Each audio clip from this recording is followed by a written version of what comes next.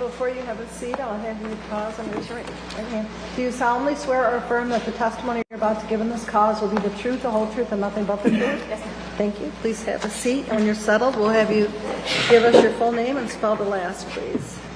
My name is Amy Elizabeth Darling, D-A-R-L-I-N-G. If you can move that microphone up a little bit closer so the jury can hear you. Thank you. Ms. Ivy. Thank you, Your Honor. Ms. Darling, what is your current occupation? My current occupation is Drug Command Program Manager. And is that this? How long have you been in that position? I have been almost 3.5 years. And what did you do prior? Prior to that, I was a 911 dispatcher for Michigan State Police. How long did you do that? Almost 18 years. 18 years. And at any point were you then also the medical examiner? I was. What years were you the medical examiner? From 2000 until 2000, my apologies, 2022. So you do that in conjunction with your other I did. occupations? And can you explain to the jury what a medical examiner is? Medical examiner investigator is a person who goes out and any unattended death in the county that I resided in, which was Van Buren County, is investigated. Findings are then taken to a medical examiner or to their primary doctor to determine cause of death. So you assist on scene, is that correct? Yes, ma'am. And you're called out on all deaths? Any unattended death, correct. What's unattended death mean? Unattended death is any unwitnessed death by physician. So, for example, if a physician has somebody with a heart attack in the hospital, you don't have to go there. Correct. This would be just anything out in the community that a law enforcement person would call you and say that a doctor didn't witness this. Law enforcement, emergency services, or ambulance services, first responders. Okay, perfect. And as part of your position as a medical examiner investigator, were you called out to the scene on January 7th of 2007 to the Todd Stermer home? I was. Do you recall approximately what time of day you went out there? Approximately 16:30. So 16:30 in military time My is apologies, it's 4:30 p.m. 4:30 p.m. Perfect. And can you, so do you remember what you did when you first arrived? I did. And what did you do? I went up, I made contact with the law enforcement that was on scene and the EMS personnel that was still on scene with the decedent. And did you drive down the driveway? That I do not recall. So once you got to the residence, you made contact with who? The law enforcement and the ambulance personnel that was on scene. And do you recall approximately how many people were on scene at that time? No, ma'am, I do not. Was it chaotic or were a small number of people? It was pretty chaotic. Law enforcement was there, fire department was still there. Emergency medical services were still on scene. So all of the ambulance, fire department, police, everybody was still there? Yes, ma'am. Okay. And what did you do then when you arrived? I took custody of the body from the ambulance personnel and received reports from them about their attempts and attempts to resuscitate Mr. Stermer. So you spent time talking to people on scene about the attempts? Correct. And what attempts were you aware of at that time?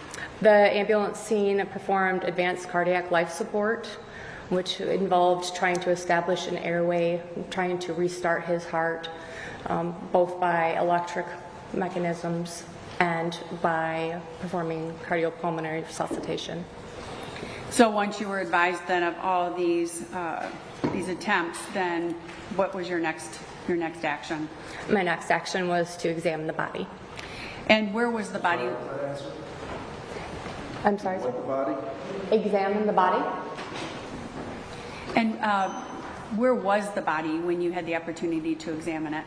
The body was out on the ground, away from the house a little ways. So still on location on the ground? On location on the ground. And what did you observe when you examined the body? First observation, it was that there was a figure underneath blankets. Blankets were removed to find a couple jackets that were laid over the decedent. Those were removed. find a white male that is sustained burns all over his body to the point where his skin was sloughing off and his fingers were degloving. There were signs of medical resuscitation efforts, including defibrillator patches.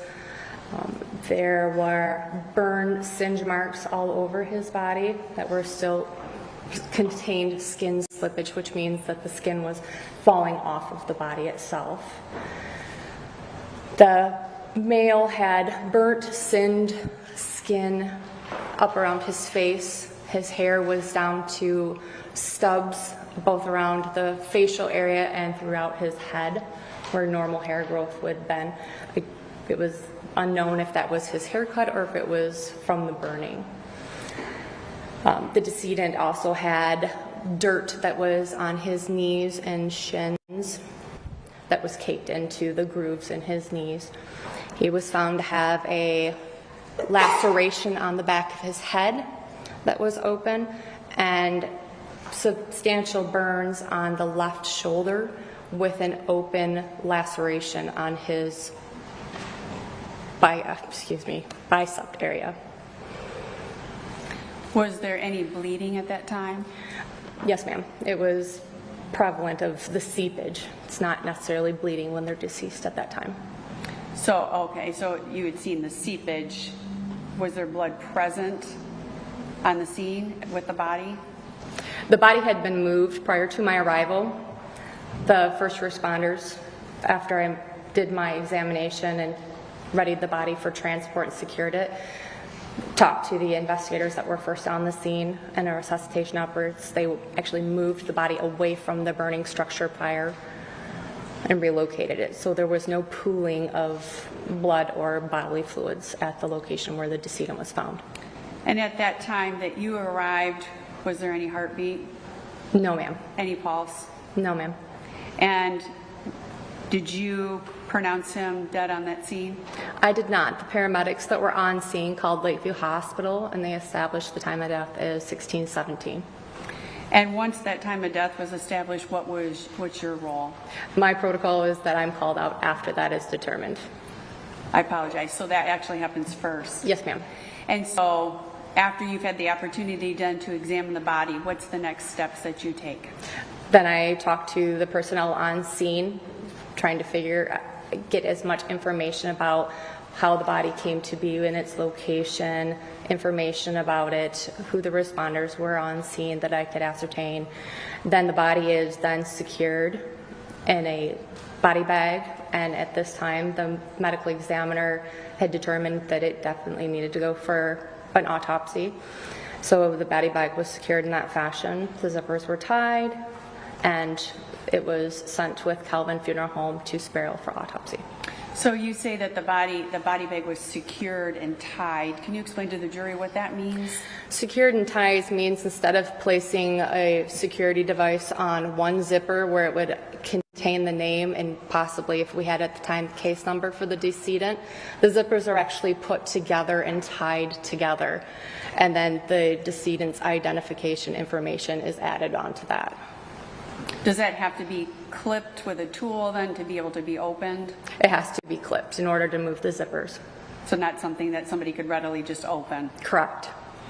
And there'd be evidence then if somebody were to break into that? Correct, because the name tag would not stay attached to that zipper that way, the way that it's secured. Did you also take photos then of the body? I did not. You did not. Do you know who did? I believe the sheriff's department, but I'm not for sure. Were you present when they were taking the photos? No, ma'am, I was not. Okay. And you mentioned that there were several articles of like clothing laid on the decedent? Yes, ma'am. And what is done with those items? So the articles that were covering the decedent's most of his body, the jackets and blankets were set aside. The decedent had socks, underwear, and sweatpants that were on. The underwear and sweatpants were collected by the fire marshal who was on scene because they had the odor of accelerants on them. And then what happened with the other items? The other items are left there for the police officers to either take with or they're discarded. Do you recall what items then went in the body bag then with the body? The pair of socks is the only article of clothing that went with them. Was there any of the items that were thrown on the body that would have gone in that body bag? Not to my knowledge. Okay.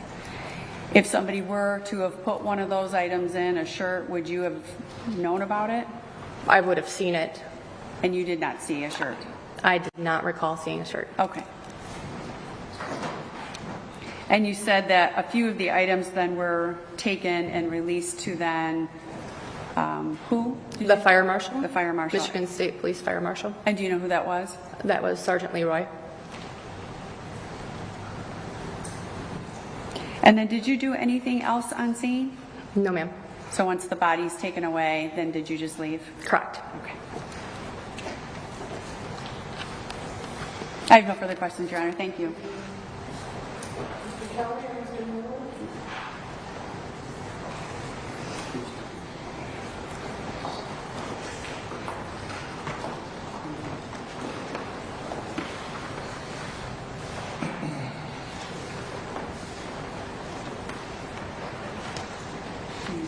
Doctor, I'll start out with a simple question. You don't know what caused the fire in this case, correct? No, and I'm not a doctor, sir. I thought you said you were... A medical examiner investigator. My fault. Nope, Sorry. that's okay. Okay. You don't know what caused the fire or where it started, correct? Correct. Okay. Let me back up a little bit. When you come out, do you have like a notepad or a binder where you're checking off stuff? How do you keep track of what's on a body at a crime scene? What's on a body at a crime scene? Like we had clothes here, you're responsible for making sure things get to the medical examiner's office for an autopsy, right? Correct. Okay. How do you document what's on there so you know? I read a report. And you wrote a report in this case. I did. In this particular case, you said Sergeant Leroy took the sweatpants and the underwear from the scene, correct? He took them from the decedent as evidence. Did you see him do that? Yes, I did. All right. Did you, obviously you authorized him to do that? That is part of the investigation, correct? What if that's considered evidence? It might be a possible crime, right? You understand that? Correct. All right. Why is Sergeant Leroy taking evidence from a possible crime scene without the body first going to the medical examiner's office to determine what relevance it might have? Sir, that would be something for the fire marshal. I don't know their protocol. It's between them and the detective bureau. Okay. Am I clear? And you work for Van Buren County? I worked for Van Buren County Medical Examiner's Office. Okay. At that time? Correct.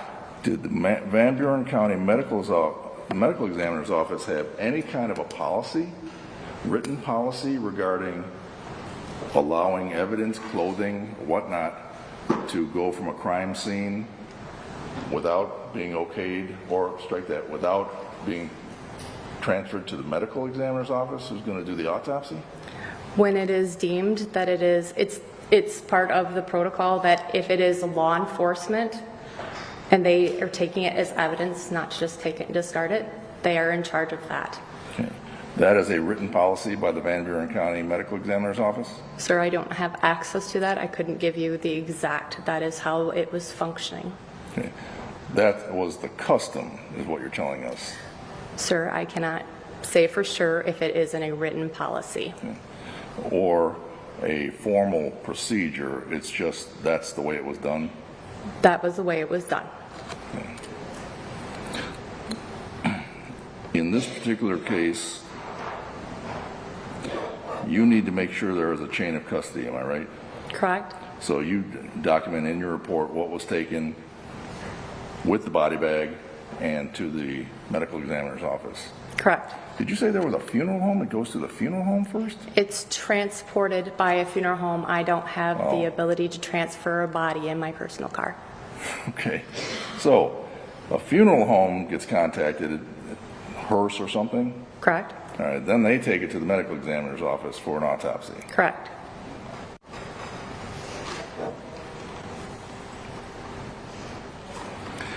Anything else that you remember that Sergeant Leroy took? No, sir. How many, this is 18 years ago, how many scenes have you been to in the course of your career? Sir, I couldn't tell you.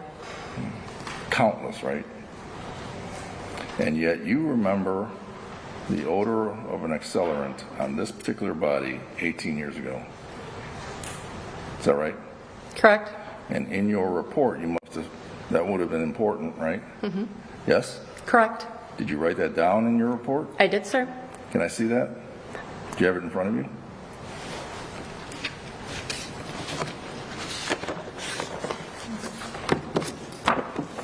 Would you like me to show you where, sir? So you don't have to search I'll around? take it, thank you.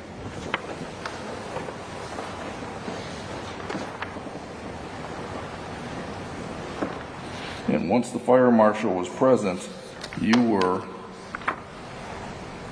letting him take over in terms of whatever, and this would be Sergeant Leroy, thought was relevant. Fair? Negative, sir.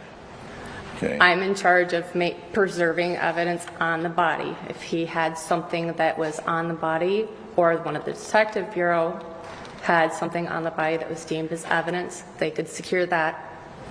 They weren't allowed to take a sampling of vitreous humor, the fluid from the eye, or blood, or anything that pertains to changing the composition of the body. Of the body itself. Correct. Okay, so in your report, one of the things you learned, you try to get the background of what was going on, right? Correct. And you learned that Todd Stermer, where you found him, wasn't where he originally was when the first people who came on the scene got there, right? Correct. That's in my report. And in your report, you said, after they moved him, they found him in cardiac arrest. They removed him from the boat and started CPR. So you learned at some point in time that there was a boat involved. Is that correct? Correct. Okay. Nobody told you a little 3-foot sled or anything, right? Negative, sir. Let me give this back to you. Was the end of your involvement when the body was transported? Correct. So you only had a short period of involvement, is that right? Correct. Okay. You took no photos, correct? You did write that report, right? Correct. Okay. Would you agree with me that chain of custody is very important in your business? It is, Why? because it is a legally defensible chain of evidence. And that's why you have procedures Correct. to protect that chain of custody, Correct. including the underwear in this case. Correct. I wouldn't have handed it off to a firefighter. I handed it off to a law enforcement official. Okay. Are you aware, and you're certain about your memory, right? You seem to have a good memory about it, even though it's 18 years ago. Yes? Correct. Are you aware that Dr. Markey testified that the underwear and socks were in the body bag? I was not. I'm going off of what I had documented down. Okay. If Dr. Markey testified to that, you may possibly be incorrect, isn't that right? Correct. I'm going off of my report. As you said, it was 18 years ago.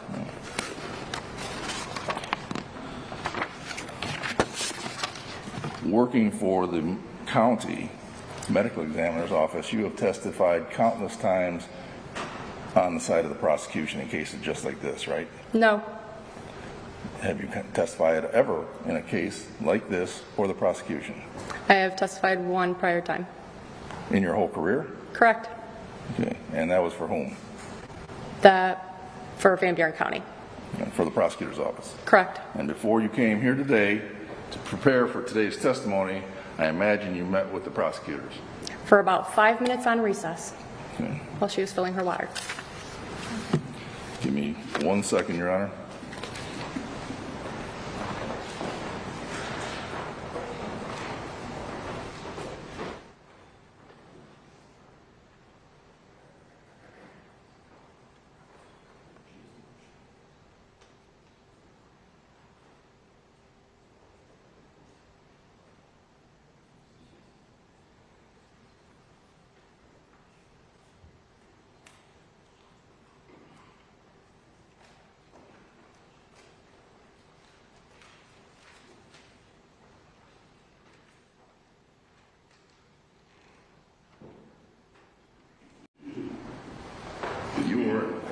investigator, you are not the head of the medical examiner's office, am I right? Correct. Okay. So when you get to the scene, you're talking to the law enforcement people just to get your arms around what happened. Correct. And that's how you got that background about the boat. Correct. Okay. Who determines what evidence is going to be taken with you or under your, I'm going to say jurisdiction, versus a fire marshal deciding what he thinks he needs? That's dependent on the situation. Let me just drop something.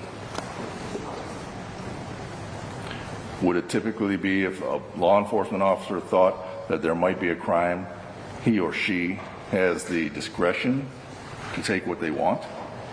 I do not have training in law enforcement. I don't have any say as to what I can or cannot do to assist or impede in their investigation.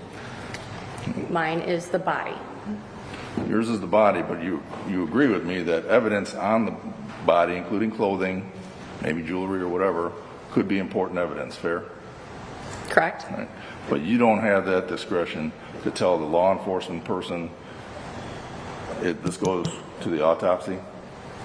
We could discuss it, but that was not my call. My expertise is not fire marshal. I have no idea or reasoning behind why he would need those clothing or tell him how to do his job.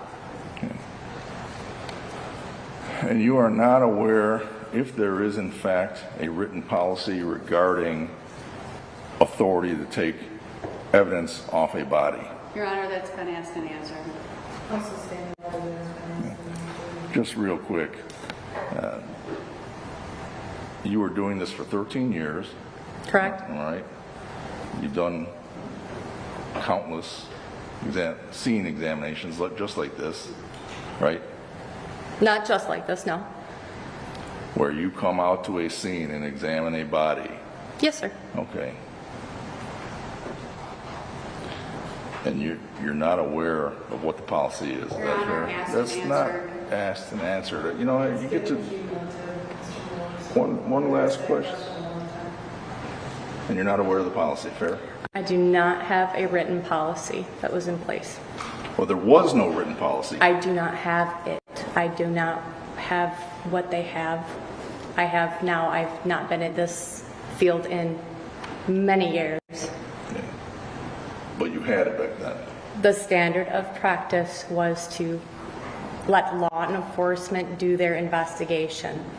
Mine was the investigation for the body and the reporting to the medical examiner. Thank you.